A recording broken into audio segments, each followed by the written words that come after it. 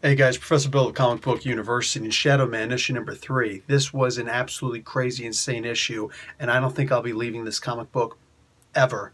No, seriously, this was so amazing. Mind you, don't know that much about Shadowman. I don't want to keep on saying that, but just so that you guys understand when I'm reading this, this is a new character for me. I've read very little Shadowman before this series started.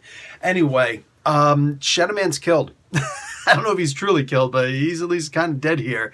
The thing is, he's stuck on the dead side. He's got to go to Baron Samedi's house and try and get his scythe back so that he can actually cut through the dead side to the regular Earth side.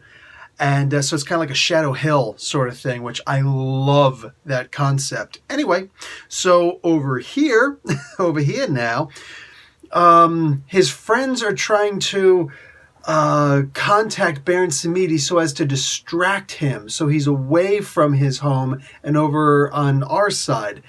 A lot of things go wrong. First off, Baron Samedi is not an idiot. He knows what's going on. On top of that, he's way more powerful than, of a Loa than is being led on. If you could just trick a god, then what's the purpose of being a god, So he's got more than one aspect of himself, more than one avatar, and he leaves one behind so that Shadowman has to deal with him, and that's not beneficial to him. There's also a hex laid on, a little pox laid on the scythes to whoever touches it first. It paralyzes or kills them. So yeah, it looks like it's just giving him the appearance of death, but whatever. His mortal body might actually be bereft of its soul at this point. Either way, Baron Samedi shows just how ridiculously powerful he is, and he walks through a summoning circle, which, if you've ever practiced any sort of, the occult or known people who practice, and I'm not talking about just basic Wicca and stuff like that, stuff out of Llewellyn's Magical Guide. No, I'm talking about people who actually practice stuff like the Ordo Templi Orientis and stuff like that, like some really serious stuff, the Golden Dawn and stuff. That's terrifying that a spirit can actually step through a summoning circle. That's supposed to bind them, So that was scary, and everybody reacted pretty much as I would expect them to, crapping their pants.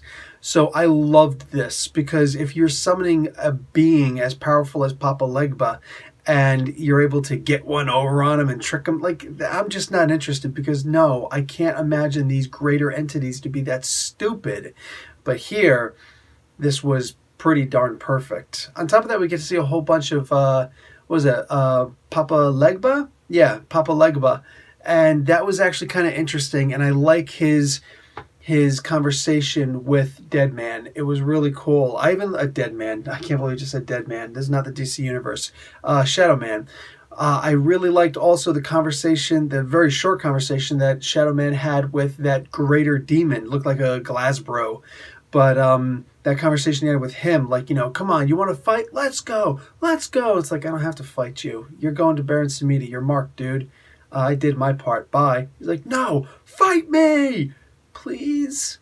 And it's like, wow, he really does still have that anger about him that got him sent to the shadow side, the dark side in the first place. And that's why it makes it all that more beautiful when he's actually talking to Papa Legba. This was such an amazing comic book. It was pretty much perfect. The art, absolutely stunning. And the writing was amazing. Guys, this seriously is probably the indie comic to be on right now. My personal opinion. I am in love with this comic book. It's that great.